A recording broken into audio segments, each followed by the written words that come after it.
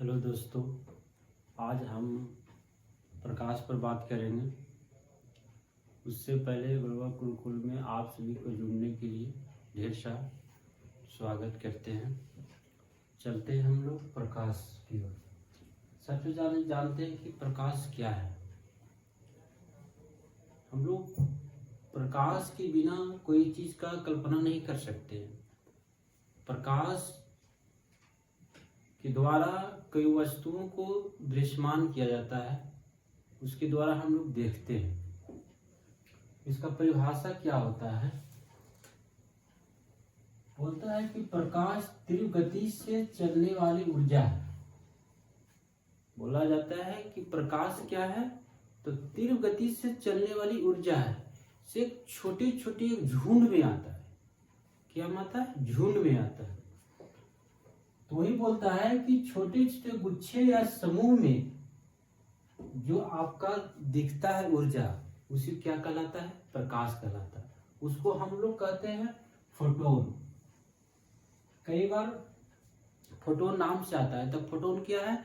तो छोटे छोटे जो एक समूह में जो ऊर्जा होता है, उसी को क्या बोलेंगे हम लोग? प्रकाश या फोटोन बोलेंगे। तो आशा करते हैं कि आप लोग समझ में आ गया होगा। तो कई वैज्ञानिक लोग भी इस पर अपना अपना मत दिए हैं। तो हम लोग को जानना है कि प्रकाश क्या है। तो प्रकाश से क्या है? ऊर्जा का झुंड या समूह। अब इसमें हम लोग जानेंगे कि कौन सा तरंग है। याद रखिए कि प्रकाश को चलने के लिए कोई माध्यम नहीं पर जरूरत पड़ता है। जैसे हम लोग अभी बोल रहे हैं, साउंड के माध्यम की जरूरत पड़ता है कि हवा जब तक नहीं रहेगा, जब तक कोई साउंड एक जगह से दूसरी जगह क्या आवागमन नहीं हो सकता। क्या प्रकाश का कोई माध्यम की जरूरत पड़ता? नहीं, समझे। लेकिन एक तरंग होता है, वेव होता है, जिसका नाम है अनुप्रस्थ तरंग। अनुप्रस्थ तरंग। तो आपसे सीधा ही प्रश्न करता है कि बताइए कि प्रकाश कौन सा तरंग है? तो बोलिएगा अनुप्रस्थ तरंग। यहां से प्रश्न बनता है। अब इसमें सबसे पहले बताया कि प्रकाश की वेग के बारे में। सबसे पहले कौन बताया? तो कौन बताया? रोमर ने बताया। रोमर बताया कि प्रकाश का वेग क्या होता है, प्रकाश कैसे एक जगह से दूसरी जगह गमन करता है। समझे? इसमें याद रखने वाली बात है कि प्रकाश हमेशा जितना कठोर माध्यम से गुजरेगा, समझे, जितना कठोर माध्यम से गुजरेगा उसका गति धीमा हो जाएगा। बात समझे? तो हमेशा याद रखिए, जब तक आप जिसका विरल माध्यम होगा हमेशा उसमें क्या रहेगा? प्रकाश का गति तेज रहेगा। तो हमेशा याद रखिए कि निर्वात में प्रकाश का चाल क्या रहता है? तेज रहता, सबसे ज्यादा होता है। निर्वात मतलब समझे? निर्वात के मतलब होता है जहां पर कोई हवा नहीं हो, समझे, विरल ही विरल हो, वहां पर क्या कहते हैं हम लोग? निर्वात बोलते हैं। जैसे आप अंतरिक्ष में जाइए, जैसे पृथ्वी छोड़कर अंतरिक्ष में जाइए तो वहां पर वायुमंडल नहीं है, तो वहां पर प्रकाश का वेग क्या होगा? बहुत तेज होगा। बात समझे? आशा करते हैं आप लोग को समझ में आ गया होगा। तो हम लोग यहाँ पर कुछ जान लेते हैं कि पानी में प्रकाश का चाल क्या होता है। तो 2.25 × 10⁸ मीटर प्रति सेकेंड। एक सेकेंड में इतना गति कर लेता है प्रकाश। बताइए कितना गति से चल रहा है। समझे? वही आप कांच में देखिए, आपसे पूछा जाए बताइए कि पानी कठोर है कि कांच, तो सिंपल बोलिएगा कांच। तो देखिए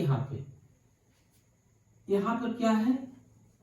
कांच का 2 कांच में देखिए इसका प्रकाश का चाल कितना है। तो 2 कितना हुआ?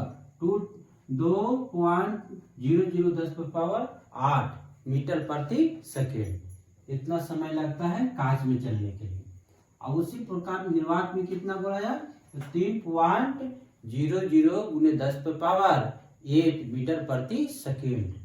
और इसको हम लोग लाख में अधिक परिवर्तन करते हैं तो एक सेकेंड में 3 लाख किलोमीटर चल जाता है निर्वात में। तो इसमें सबसे ज्यादा हुआ कि नहीं हुआ? तो आशा करते हैं कि इतना आप लोगों को समझ में आ गया होगा। आप जानते हैं कि सूर्य से पृथ्वी तक जो प्रकाश आता है कितना समय लेता है? ज्यादा पूछने वाला क्वेश्चन है। तो सूर्य से पृथ्वी तक आने वाले प्रकाश में 500 सेकेंड टाइम लगता है। कितना लगता है? 500 सेकेंड। तो 500 सेकेंड यदि मिनट में बदलते हैं तो 8 मिनट 20 सेकेंड। 8 minute 20 second. हमेशा देखिए 10 में भी आप पढ़े होंगे तो जानते होंगे कि सूर्य से पृथ्वी तक आने में कितना प्रकाश का समय लगता है, तो 8 मिनट 20 सेकेंड। इसमें कोई बड़ी की बात नहीं है, तो ये चीज रखना है याद। अब हम लोग जानते हैं कि प्रकाश का प्रकीर्णन क्या होता है। सबसे पहले जानेंगे प्रकीर्णन है क्या। प्रकीर्णन के मतलब होता है फैलना। प्रकीर्णन के मतलब क्या होता है? फैलना। कोई चीज हो उसको फैलने की जो प्रक्रिया होती है ना, उसको प्रकीर्णन बोलते हैं। जैसे प्रकाश है तो प्रकाश फैलता है, तो उसको क्या बोलेंगे? प्रकीर्णन। प्रकाश का प्रकीर्णन। तो जैसे मान लेते हैं कि यहां से सूरज का प्रकाश आ रहा है, ठीक है, पृथ्वी तक। जब पृथ्वी तक आता है ना प्रकाश, तो कई रंगों में, 7 रंग में, हम लोग जानते हैं कितने रंग में? 7 रंग। देखिए जितना आप सूरज का प्रकाश देख रहे हैं ना, उसमें 7 रंग दिखाई देता है। उसमें 7 ही रंग रहता है। ऐसा ना सोचे बहुत सारा 7 ही रंग, लेकिन हम लोग को दिखाई 7 रंग नहीं देता है। अब हम लोग यहाँ जानेंगे कि क्यों नहीं दिखाई देता है। आज हम लोग पूरे इसके विस्तार से जानेंगे। तो इससे पहले हम लोग जान लेते हैं ना कि इसके बारे में हम लोग 10वीं क्लास में पढ़ेंगे कि एक प्रिज्म में है, उससे प्रकाश हम लोग क्या करते हैं? प्रवेश कराते हैं। तो प्रवेश कराने पर देखिए 7 रंगों में विभाजित हो जाता है। ये नई बात नहीं है, ये हम लोग 10वीं क्लास में पढ़ चुके हैं। पढ़े कि नहीं पढ़े? तो इसमें बोला जाता है कि जब 7 रंग में विभक्त होता है तो सबसे ऊपर में रेड होता है और सबसे नीचे में क्या होता है? बैंगनी होता है। तो हम लोग एक चीज जानते हैं, याद रखिए कि हमेशा रेड ऊपर की ओर होता है, उसका तरंगदैर्घ्य सबसे ज्यादा होता है। तरंगदैर्घ्य की मतलब हुआ शक्तिशाली। आपसे पूछते हैं जो शक्तिशाली व्यक्ति रहेगा, बताइए उसको लड़ने की ताकत ज्यादा होगा, रहेगा कि नहीं रहेगा? और जो कमजोर व्यक्ति होगा वो लड़ेगा ज्यादा देर तक नहीं, वो छितरा जाएगा तुरंत। तो क्या हो जाएगा? छितरा जाएगा। कहीं कमजोर है उसको मार के गिरा देगा। तो इस तरह इसमें भी होता है कि हमेशा रेड का तरंगदैर्घ्य क्या होता है? ज्यादा होता है, और बैंगनी का क्या होता है? कम होता है। तो हमेशा ऊपर से नीचे हम लोग आएंगे तो तरंगदैर्घ्य धीरे धीरे क्या होगा? कमेगा। समझे? तो आपसे पूछेगा बताइए रेड का तरंगदैर्घ्य कितना होता है, तो बोलिएगा कितना है? 7800। समझे? ये आपका ही दिया हुआ है ना, तरंगदैर्घ्य का संकेत है, ठीक है। और बैंगनी का कितना है, तो बोलिएगा 3900 एस्ट्रोन। अब हम लोग जानते हैं कि बताइए कि जब हम लोग सुबह हो तो देखते हैं सुबह की सूर्य लाल लाल दिखाई देता है। देता है कि नहीं देता है? नई बात नहीं है। अब बताइए कि सूर्य लाल क्यों दिखाई देता है? उसको 7 रंग होता है उसमें। तो हमेशा याद रखिए सुबह जो होता है पृथ्वी से बहुत दूर में होता है। क्या? सूर्य भगवान। जैसे मान लेते हैं सूर्य यहाँ पे है और पृथ्वी यहाँ पे है ना?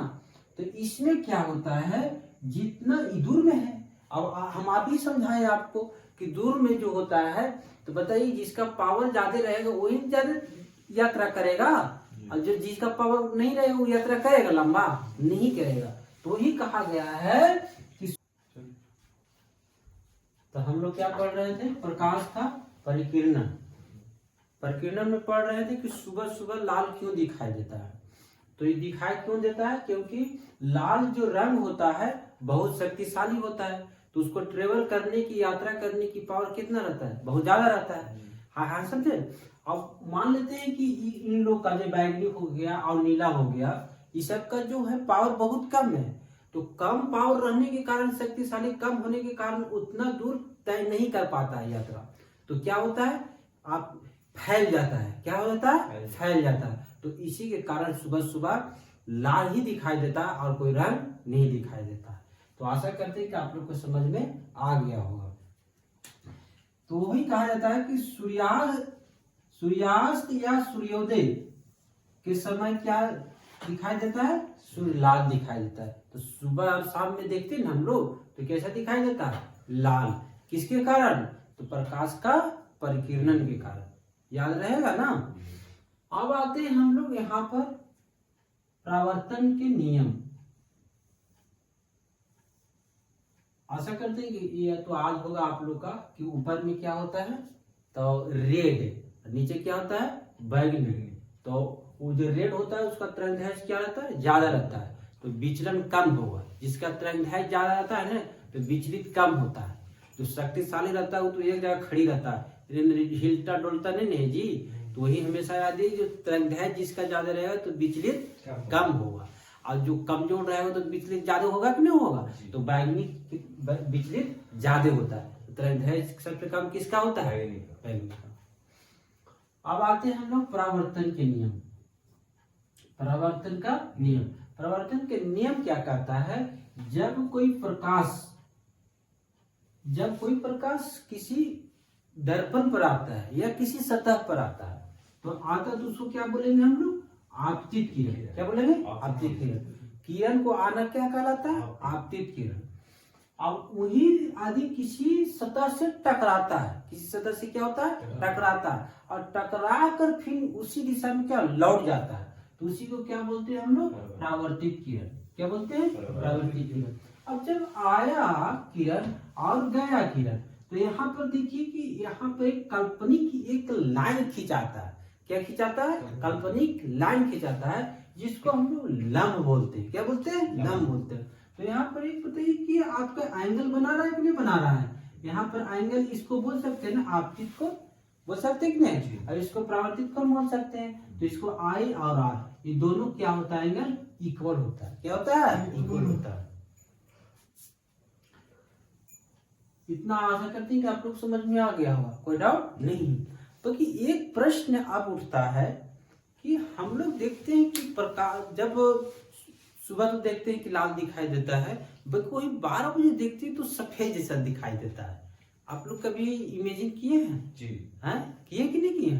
तो हम लोग जानते हैं कि बताइए कि 12 बजता है, 12 बजे तो यहाँ सूर्य भगवान आ जाते हैं, आ जाते हैं कि नहीं? और पृथ्वी यहाँ, तो इसको पता है कि नजदीक दिखाई देता है कि नहीं दिखाई देता है?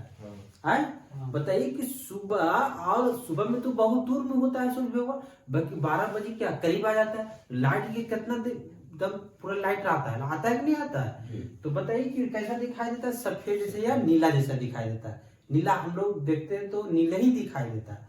क्यों दिखाई देता है? आपको पता होना चाहिए, क्योंकि इसमें क्या हो गया, आपको पता होना चाहिए कि जैसे जैसे यहाँ पे आप कहीं करीब आया हमेशा क्या होगा? बैगनी और जमुनी और नीला ये जो है ना, तो कम आपको क्या ये छोड़ कर जाता है? बस समझे? कम छोड़ कर जाता है, और इसको जो भागने की शक्ति है कम जाता है, क्योंकि इसका दूरी कम गया ना जी। तो आशा करते हैं कि आप लोग इतना समझ में आ गया होगा। अब यहाँ पे हम लोग जानते हैं कि अब प्रकाश का अपवर्तन क्या होता है। प्रकाश का अपवर्तन क्या होता है?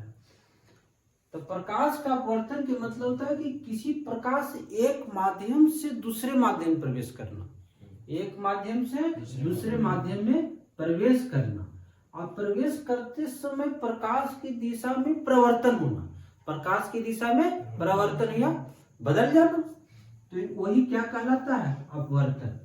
आशा करते हैं कि आप लोग समझ में आ गया हो। जैसे मान लेते हैं किसी अधिक घनत्व से प्रकाश आया है, समझे? अधिक घनत्व मतलब कठोर कोई वस्तु है, जहां पर अधिक घनत्व बोलेंगे ना समझे कठोर कोई वस्तु है, समझा? तो किसी अधिक घनत्व से कम घनत्व की हो, तो कम घनत्व हम ले लेते हैं हवा को, बात समझे? तो हमेशा याद रखिए कि अधिक घनत्व से कम घनत्व की ओर अधिक प्रकाश आता है, तो हमेशा क्या होता है? हमेशा जो आपका जिस लाइन पर आना चाहिए उससे हटकर और उधर चल जाता है, बात समझे? जैसे याद करने का यही सिस्टम है।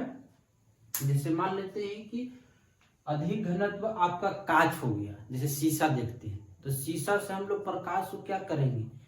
आर पार करवाएंगे। तो आर पार करवाएंगे तो बताइए कि जैसे आप शीशा से क्या कर रहे हैं, प्रकाश को आर पार करवा रहे हैं, तो आएगा हवा जी, हवा में आएगा तो क्या कर रहा है, हवा क्या कर रहा है, उड़िया देगा।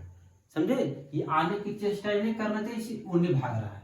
बात समझे। तो हमेशा याद रखिए कि जब अधिक घनत्व से कम घनत्व की ओर या कांच से हवा की ओर कोई प्रकाश कांच से कहां से हवा की ओर आता है तो हमेशा अभिलंब से दूर भागता है, अभिलंब से दूर भागता है। ये अभिलंबी है जी, लंब बोलते हैं, अभिलंब भी बोल सकते हैं, इसको कोई डाउट है नहीं। तो हमेशा याद रखिए कांच से हवा की ओर प्रकाश आता है तो अभिलंब से दूर भागेगा। क्या भागेगा, दूर भागेगा। अब यदि वही उलट जाता है तो अब यहाँ पर उलट जाएगा। बताइए कि यहाँ पर कम घनत्व था, यहाँ अधिक कर देते हैं,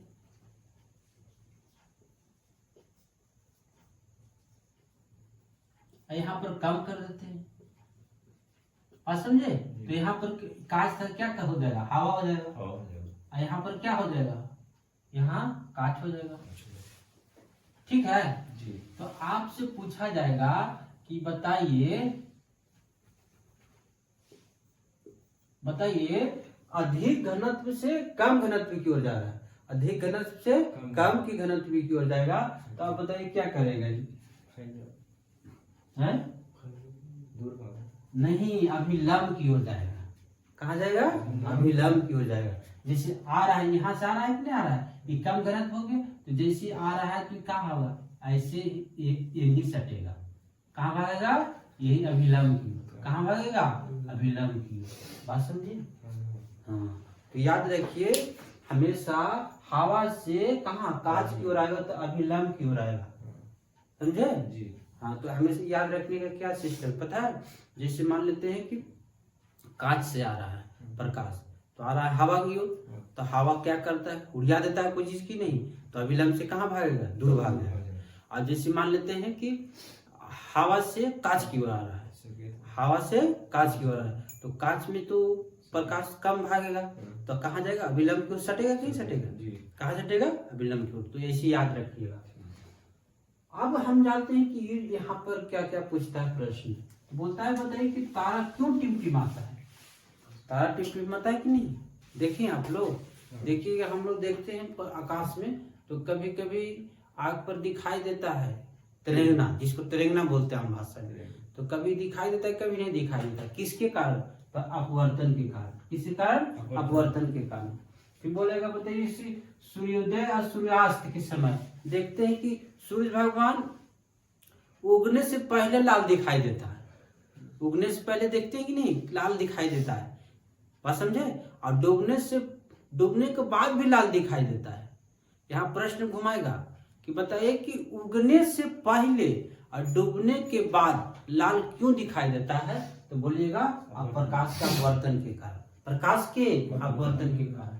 और कभी कभी हम लोग देखते हैं कि छड़ी को पानी वाले बाल्टी में डालते हैं ना, तो टेढ़ा दिखाई देता है। कभी आप लोग देखे होंगे नहीं देखे हैं तो एक बाल्टी लीजिए और पानी भरिए, उसमें छड़ी डालिए, इसे सीधा ना ऐसे थोड़ा टेढ़ा डालिएगा, तब दिखाई देगा आपको कि जहां पे होना चाहिए छड़ी वहां पर दिखाई नहीं देता है, थोड़ा हट के दिखाई देता है। समझे। तो किसके कारण, अपवर्तन के कारण, प्रकाश का अपवर्तन के कारण। और कभी कभी हम लोग देखते थे बाल्टी में एक सिक्का डालते थे तो सिक्का उठा हुआ दिखाई देता था। समझे, क्या दिखाई देता था, उठा हुआ। देखिए अभी गांव में भी देखा जाता है कि जब एक खेल होता है, जैसे बाल्टी में पानी भर देते हैं और एक गिलास उसमें डाल देते हैं, एक सिक्का डालना होता है ऊपर से, तो जो आपका दिखाई देता है ना गिलसा, तो उठा हुआ दिखाई देता है। अब जहां पर आप डालिएगा सिक्का वहां पर नहीं जाता है, समझे। और वहां पर नहीं जाता है तो उसको क्या हो जाता है, वो हार जाता है, समझा। तो हम लोग इस खेल पहले बचपन में खेलते थे, तो हमेशा याद रखिए बाल्टी में सिक्का उठा हुआ दिखाई देता है। कैसे दिखाई देता है, उठा हुआ। किसके कारण, प्रकाश का अपवर्तन के कारण। तो आशा करते हैं इतना आप लोग को समझ में आ गया। अब हम लोग पढ़ेंगे दर्पण। दर्पण मतलब हम समझते हैं जिसको हम लोग प्रतिदिन यूज करते हैं आईना को देखने में। तो दर्पण दो तरह का होता है, एक समतल होता है, एक गोलीय दर्पण होता है, समझे। समतल के मतलब हुआ कि ऐसे रहेगा चारों तरफ, ठीक है। ये आपका क्या पीछे की ओर आपका रंगा हुआ रहेगा तब दिखाई देगा, नहीं तो नहीं दिखाई देगा, दोनों पट्टी आर पर दिखाई देगा। तो यहाँ पर एक हो गया समतल दर्पण, एक होता है गोलीय दर्पण, गोल जैसा होता है, ठीक है ना। दर्पण कितने प्रकार के? दो प्रकार के। तो हम लोग पहले जानते थे समतल दर्पण के कोई विशेषता क्या है, इससे प्रश्न पूछता है। तो हम हमेशा याद रखिए समतल दर्पण सीधा बनता है। कैसा बनता है? सीधा बनता है। इसमें एक प्रमुख विशेषता क्या है कि यदि आप कोई प्रतिबिंब को पूरा देखना चाहते हैं तो वस्तु जो है उसको आधा लाना होगा, बात समझे। जब तक उसको आधा तक नहीं लाएगा तो पूरा दिखाई ही नहीं देगा, ठीक है ना। तो इसमें कहा गया है कि प्रतिबिंब का आकार और वस्तु का आकार दोनों के बराबर होता है। जितना प्रतिबिंब दिखाई देगा जितना वस्तु भी दिखाई देगा। जैसे मान लेते हैं हम आगे बढ़ रहे हैं, जैसे हम आगे बढ़ते हैं तो वो भी हम मेरा ही ओर बढ़ेगा, समझे। तो दोनों क्या हो रहा है? बराबर जैसा हो रहा है कि नहीं हो रहा है। तो हमेशा याद रखिए कि समतल दर्पण में हमेशा बराबरी किसका बराबर? वस्तु के बराबर प्रतिबिंब बनता है, बात समझे। अब प्रतिबिंब हमेशा आभासी, कैसा बनता है? आभासी बनता है, जिसको पर्दे पर हम लोग उतार नहीं सकते, पर्दों पर उतार नहीं सकते। आशा करते हैं कि इतना आप लोग को समझ में आ गया होगा, बात समझे जी। अब आते हैं हम लोग अवतल दर्पण में। कहाँ आते? अवतल दर्पण। अवतल दर्पण का दूसरा ना अभिसारी होता है, अभिसारी दर्पण। देखिए आप अवतल दर्पण ना देखकर अभिसारी दर्पण कहेगा तो याद रखिएगा ना। तो अभिसारी दर्पण क्या होता है? इसमें देखिए एक थोड़ा सा बताते हैं। मान लेते हैं कि एक चम्मच है, जैसे ये चम्मच है तो जैसे हम आपको बोले अवतल दर्पण, तो अवतल दर्पण के मतलब वो कोई चित्र को बड़ा दिखाना। जिस दाढ़ी उड़ी बनाने हम लोग जाते हैं ना तो बड़ा दर्पण की जरूरत पड़ता है, समझे। बड़ा दर्पण आईना की जरूरत पड़ता है कि नहीं पड़ता? उसका फेस बड़ा दिखाई दे तभी ना दाढ़ी उड़ी बनाएगा अच्छा से। तो हमेशा याद रखिए ये आपका ये चम्मच है ना, जिसे इस तरफ देखिएगा तो बड़ा आकार दिखाई देगा। क्या दिखाई देगा? बड़ा आकार देगा। तो ये हो गया अवतल दर्पण। क्या हो गया? अवतल दर्पण। क्या हो गया? अवतल। कोई छोटा वस्तु को बड़ा दिखाई दे देगा तो ये हो गया क्या? अवतल दर्पण। अब यही यदि आपको उत्तल दर्पण दिखाए तो हमेशा याद रखिए बड़ा चीज को छोटा करके दिखाएगा, ये हो गया उत्तल दर्पण। क्या हो गया? उत्तल दर्पण। नहीं तो एक नया चम्मच लिए, तो नया नहीं है बल्कि एक नया चम्मच लिए और ऐसे करके देखिए आप, देखिए अपना चेहरा को तो सब पता चलेगा। जैसे इसमें देखिएगा तो छोटा दिखाई देगा, और जैसे इसको देखिएगा तो बड़ा दिखाई देगा, इसमें देखिएगा तो बड़ा दिखाई। तो आशा करते हैं कि आप लोग समझ में आ गया हो। जैसे आपको बोलेगा अवतल दर्पण तो हमेशा ये क्या हो गया? अवतल दर्पण। ये क्या हो गया? उत्तल दर्पण। तो याद रखिए कि अवतल दर्पण में हमेशा बड़ा कैसा प्रतिबिंब दिखाई देगा? बड़ा दिखाई देगा, समझे। यहाँ यूज कहाँ होता है? जैसे दूरबीन में देखते हैं, दूरबीन में देखते हैं ना हम लोग तो कोई छोटा वस्तु को बड़ा दिखाई देना है ना, तो क्या उस दूरबीन का प्रयोग करते हैं। डॉक्टर लोग भी नाक कान आंख देखना होता है, डॉक्टर साहब के पता ही नकिया छोटा है तो उसको बड़ा दिखाई देना है तो अवतल दर्पण का प्रयोग करेगा तब बड़ा दिखाई देगा। तो यहाँ पर नाक है मुंह है इसे देखने में अवतल दर्पण का प्रयोग करता है, ठीक है। फिर उसके बाद सोलर कुकर में अवतल दर्पण का प्रयोग किया जाता है। और उसके बाद में देखिए गाड़ी के हेडलाइट, समझे। हेडलाइट, गाड़ी के हेडलाइट देखे है ना, हाँ आगे की ओर रहता है, उसमें भी प्रयोग किया जाता है अवतल दर्पण। क्या प्रयोग किया जाता है? अवतल दर्पण। तो आशा करते हैं कि आप लोग इतना समझ में आ गया। लेकिन अवतल दर्पण से एक प्रश्न आप पूछता है, क्या पूछता है कि इसका प्रतिबिंब कैसा बनता है।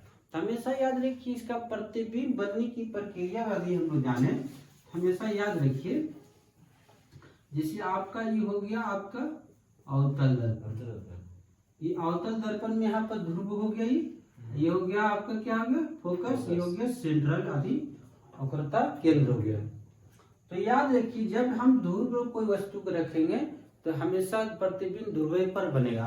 कैसे बनेगा? तो काल्पनिक बनेगा। कैसे बनेगा? काल्पनिक बनेगा। और जब काल्पनिक की बात आएगा तो हमेशा सीधा रहेगा। काल्पनिक की बात रहेगा तो सीधा रहेगा।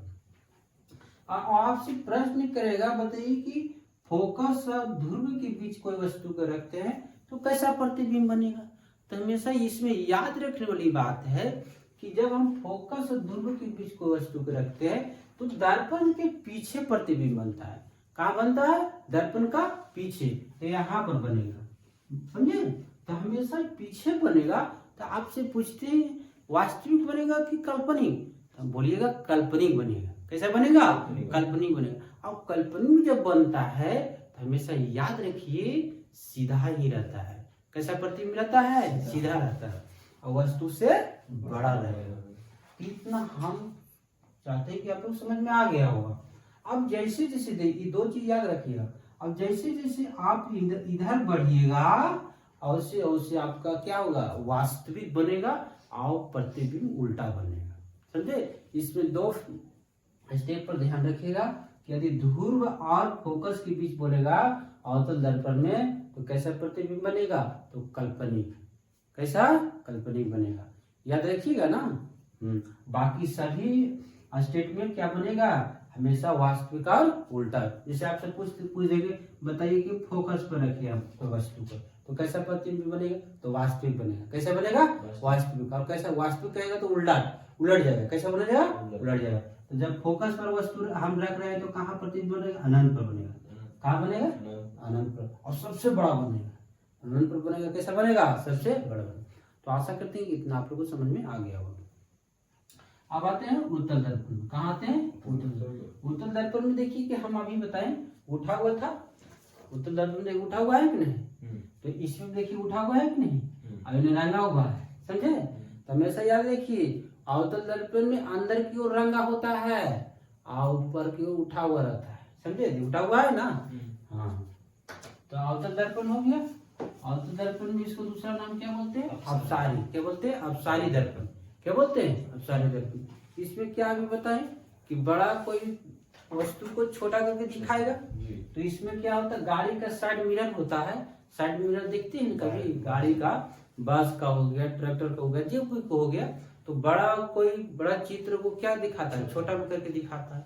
दिखाता है कि नहीं दिखाता है? जी हाँ, इतना आप लोग को समझ में आ गया। लेकिन अब आ जाते हैं थोड़ा सा प्रतिबिंब की बात करें। तो हमेशा याद रखिए इसमें प्रतिबिंब क्या बनता है? हमेशा आभासी बनता है, काल्पनिक जिसको बोलते हैं। क्या बोलते हैं? काल्पनिक बोलते हैं। हमेशा इसमें क्या बनेगा? काल्पनिक बनेगा। कैसा बनेगा? काल्पनिक बनेगा। यही आपसे पूछेगा, बताइए कि उत्तल दर्पण में कैसा प्रतिबिंब बनता है? तो बोलिएगा काल्पनिक या आभासी। आशा करते हैं कि आप लोग को इतना समझ में आ गया होगा। यदि ना भी आया है तो इसके संबंधित एक एनसीईआरटी बुक आता है, उसको एक बार पढ़िए। पढ़ने पर आशा करते हैं कि आप लोग को समझ में आ जाएगा। और फिर से यदि नहीं आता है तो फिर से ये वीडियो देखिए। और इस ग्लोबल गुरुकुल से जुड़ने के लिए आपकी शुक्रिया। और अपने दोस्तों तक शेयर कीजिए और लाइक कीजिए, सब्सक्राइब कीजिए। जय हिंद।